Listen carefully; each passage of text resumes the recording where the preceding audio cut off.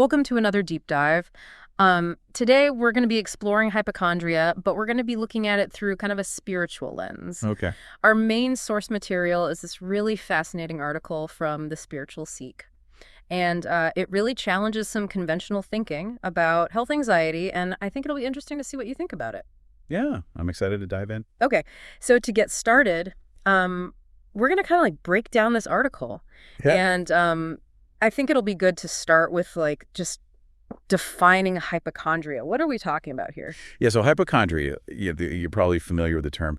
It's this intense preoccupation with health and this fear of illness. Yeah, like even if you don't have any symptoms, you're constantly worried that you're going to get sick or that something's wrong. Right, and it can be so all-consuming that it actually starts to interfere with your daily life. Absolutely. So the article kind of takes this a step further and connects it to like this possible deeper fear, the fear of death, not just physically, but also like the potential meaninglessness of life without a spiritual dimension. That's where it gets really interesting. Right, exactly. And when I first read this, I was like, wow, I've never really thought about it that way before. I know, it's pretty profound. Yeah, like I've always been someone who tends to like catastrophize when I'm not feeling well, but I never really considered it from this like spiritual angle. That's a whole new way of looking at it. For sure. So let's dig into some of the specific points that the article brings up. One of the first things it talks about is this idea of vulnerability and how it relates to hypochondria. Right, so in a lot of spiritual traditions, vulnerability is seen as like a path to growth.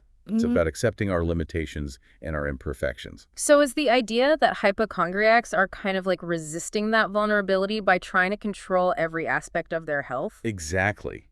It's like they're terrified of being sick or dying, so they try to create this illusion of control by constantly monitoring their bodies and worrying about every little symptom. It's like they're fighting against the inevitable. Yeah, right. And what's interesting is that by pushing away vulnerability, they're also missing out on the opportunity for compassion. Compassion for themselves. Compassion for themselves and for others. It's like when we allow ourselves to be truly seeing flaws and all we can truly see and connect with others. And that connection can be so healing, especially when we're dealing with these kinds of fears. Absolutely. It reminds us that we're not alone in this. I love that. So the article also talks about this contrast between a purely biological view of life and a spiritual perspective. Right. So from a purely biological standpoint, our main goal is survival. And within that framework, illness becomes a major threat. Yeah, it's like black and white health equals good, illness equals bad. Exactly. Yeah.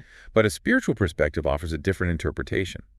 It sees life as part of a larger continuum, a journey that extends beyond our physical bodies. So death isn't the end. It's a transition to a different state of being. Right. And that understanding can really shift our relationship with health and mortality. We can move from a place of fear and resistance to a place of acceptance and even curiosity about what this experience might be trying to teach us. So it's like instead of seeing illness as the enemy, it becomes part of a larger narrative. Exactly. Okay, so we've talked about vulnerability. We've talked about this idea of a spiritual perspective versus a biological perspective. What else does the article bring up? Well, it also delves into this really fascinating paradox involving near-death experiences. Oh, yeah. Those are always so intriguing. Tell me more. So the article points out that the very thing that hypochondriacs fear most, death, often leads to a complete transformation in people who have had near-death experiences or NDEs. I've heard so many incredible stories about people who have been clinically dead and then brought back, and they come back with these profound insights and a changed outlook on life. Exactly. And many of them report feeling less afraid of dying afterwards. They describe feeling a sense of peace, a connection to something much larger than themselves, and often a diminished fear of illness and pain. It's like they've caught a glimpse of the spiritual realm. Right, and that glimpse has shifted their entire perspective on life and death. It's like a sneak peek behind the curtain, and they come back with this knowingness that transcends their previous fears. That's powerful stuff. It really is. It makes you wonder if there's something to this idea that death isn't the end. Yeah, it definitely challenges our conventional thinking about mortality. So if this fear of meaninglessness is at the root of some people's hypochondria, could it be that they're actually seeking meaning through their health anxieties? That's a really interesting question. It's like maybe by focusing on potential health problems, they're trying to make sense of their place in the world. Like trying to solve the mystery of their existence through the lens of their physical body. It's a thought-provoking idea, and I think it's worth exploring further. Me too. And I think that leads us perfectly into the next part of our deep dive, where we're going to be talking about some of the coping mechanisms and spiritual practices that can help people manage hypochondria. Sounds good. I'm ready to learn more about that. Me too. So we'll be back after a quick break to delve into those practices. Stay with us. So we're back and ready to dive into some coping mechanisms and spiritual practices for hypochondria.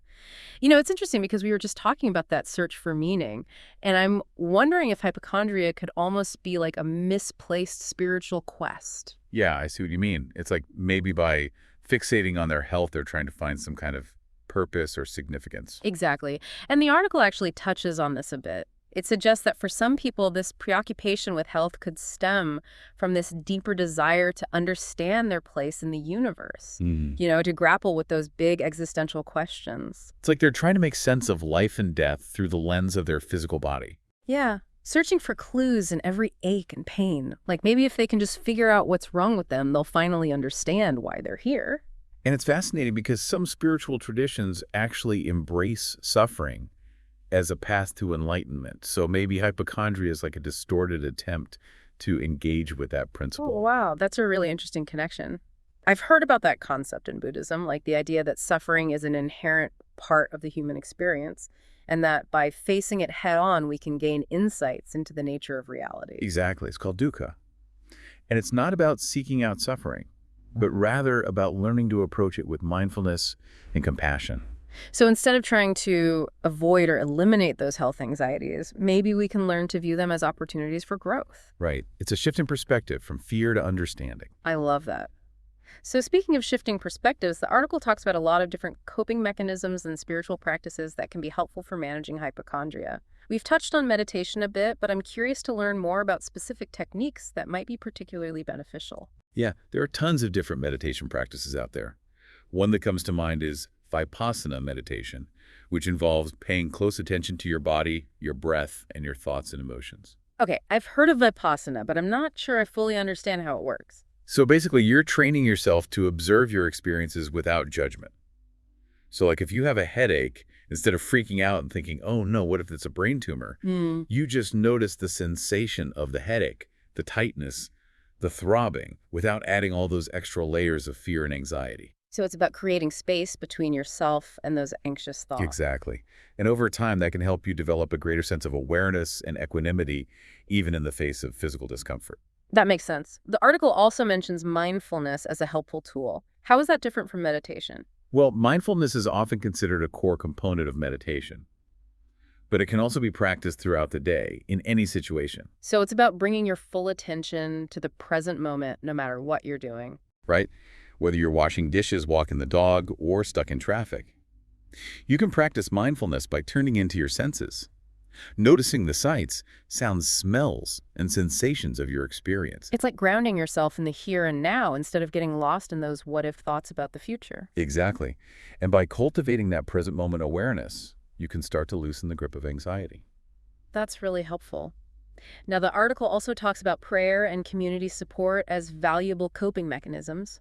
How do those fit into the spiritual approach? Well, prayer, regardless of your religious beliefs, can be a powerful way to connect with something larger than yourself. It's a chance to express your fears, ask for guidance, and cultivate a sense of surrender and trust. So even if you don't identify with a specific religion, you can still benefit from prayer. Absolutely. It's about finding that connection, that feeling of not being alone in your struggles. And that can be so comforting, especially when you're dealing with health anxieties. For sure. And community support is also crucial. Whether it's through a faith-based group, a support group specifically for hypochondria, or just close friends and family, having people you can talk to who understand what you're going through can make a world of difference. It's about breaking down those walls of isolation and remembering that we're all in this together. Exactly. And that sense of connection can be incredibly healing. So it sounds like taking a holistic approach to hypochondria is really important. It's not just about addressing the physical symptoms, but also caring for our emotional and spiritual well-being. You got it. And that's why exploring hypochondria through a spiritual lens could be so valuable. It encourages us to look beyond the medical model and embrace a more expansive understanding of health and wholeness. And while that journey might involve facing some uncomfortable truths, it also holds the potential for profound growth and transformation. It definitely does. And the cool thing is there's no one right way to approach it. Yeah. It's about finding the practices and perspectives that resonate with you, that help you cultivate peace, acceptance, and connection. That's such an important reminder. We all have our own unique paths to walk, and it's okay to seek support and guidance along the way. But before we get too deep into the philosophical stuff, I wanted to circle back to something practical that the article mentioned. It talks about a self-assessment you can take to gauge your hypochondriac tendencies. Want to walk us through that? Sure. It's a pretty simple but insightful exercise. Basically, you read through a series of statements and choose the ones that resonate with you. Like, I often find myself researching symptoms online after feeling unwell, or I tend to avoid situations where I might be exposed to illness even if the risk is low. So you're identifying patterns of behavior that might suggest a tendency towards hypochondria. What happens after you go through the statement? You just count up how many you chose. And then there's a key that gives you a basic assessment. If it's just 1 or 2, it suggests you're not particularly prone to hypochondria. 3 or 4 indicates some mild tendencies. And 5 or more is a stronger indication that it might be a significant issue for you. So it's more of a self-awareness tool than a clinical diagnosis. Exactly. It's a way to check in with yourself and see if those health anxieties are impacting your life in a negative way. And if they are, it might be a good idea to explore some of the coping mechanisms and spiritual practices we've been talking about. It's a great starting point for self-reflection, and it reminds us that we have the power to understand our anxieties and take steps to manage them.